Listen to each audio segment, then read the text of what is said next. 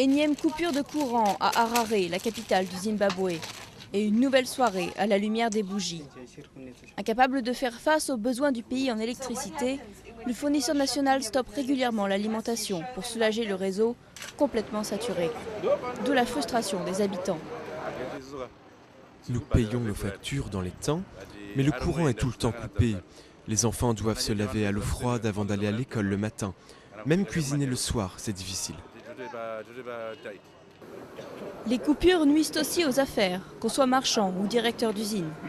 Maintenant, nous pouvons fonctionner. Et puis, nous allons économiser le courant. Mais au moins, aujourd'hui, nous avons de l'électricité. Nous n'avons pas pu répondre aux commandes de nos clients à temps. Ça nuit à notre réputation. Ça veut dire que nos clients vont aller voir ailleurs, là où les services sont rapides et fiables. Les centrales électriques du Zimbabwe ont été construites dans les années 50 par les colons britanniques pour une population plus réduite. Et leur capacité a très peu augmenté depuis l'indépendance en 1980. Actuellement, elles peuvent fournir environ 1200 MW par an. Or, il faudrait quasiment le double.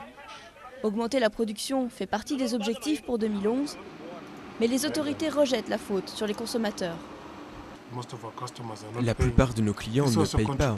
C'est un problème au sens où nous utilisons cet argent pour importer du courant.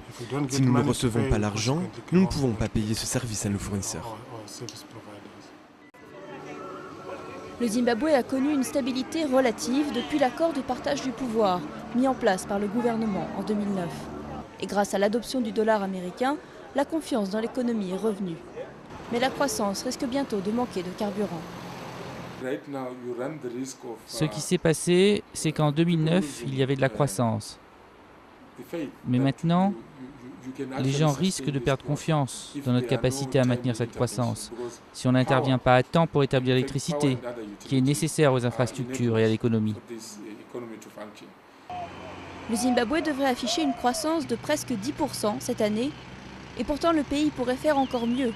Faute d'alimentation énergétique, les industries n'ont tourné qu'à un tiers de leur potentiel en moyenne.